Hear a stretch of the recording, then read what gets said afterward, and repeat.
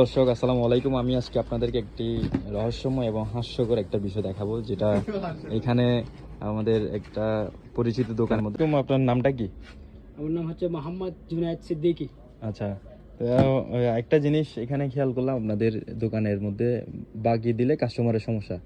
এই বিষয়টা হঠাৎ কিভাবে মাথায় আসলো? আর আমরা প্রায় টাইম দেখতাম বিভিন্ন দোকানের মধ্যে আপনার এখানে লেখা থাকতো বাকি চাহিয়া লজ্জা দিবেন না, বা বাকির নাম ফাঁকি, এসব বিষয় লেখা থাকতো। হঠাৎ এখানে দেখলাম 1 থেকে 12টা পর্যন্ত বিভিন্ন কথা লেখানো। এগুলো মাথায় আসলো কেন আপনার? এগুলো আর আসলে কি আপনার কারণে? এগুলো হচ্ছে আপনার বাকি যাদেরকে দেই তারাই কথা শুধু এগুলো বলে যে আমার বাবা মারা গেছে, আমার বাবা অ্যাক্সিডেন্ট করছে, বা আমার বোন মেডিকেল বা কিছু করতে পারে না, এরকম বলতে বলতে আমার দোকানের মাল যা আছে সব কিছু মানে বাকি নিয়ে গেছে। টাকা খুঁজলে ওরা কথা এগুলো বলে, এই জন্য সেম লেখা এটা লিখছে আর কি।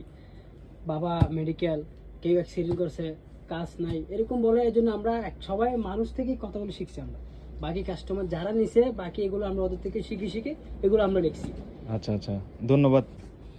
এগুলা বিষয়গুলো হচ্ছে বাকি দিলে কাস্টমারের সমস্যা।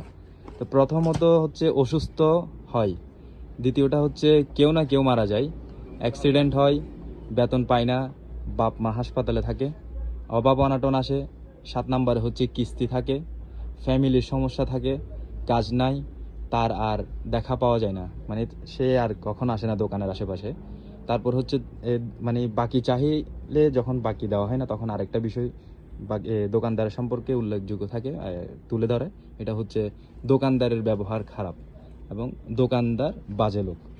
আমাদের একটি মূল্যবান বক্তব্য দেওয়ার জন্য আশা করি যারা বাকি খান তারা যেন দোকানের আশেপাশে আসবেন এবং বাকি যত সম্ভব তাড়াতাড়ি দেওয়ার চেষ্টা করবেন, কারণ ব্যবসার পুঁজিটা হচ্ছে ওই বাকিটা যদি না দেন তাহলে তাদের ব্যবসার গ্রোথ হবে না। তো আশা করি আপনারা বুঝছেন।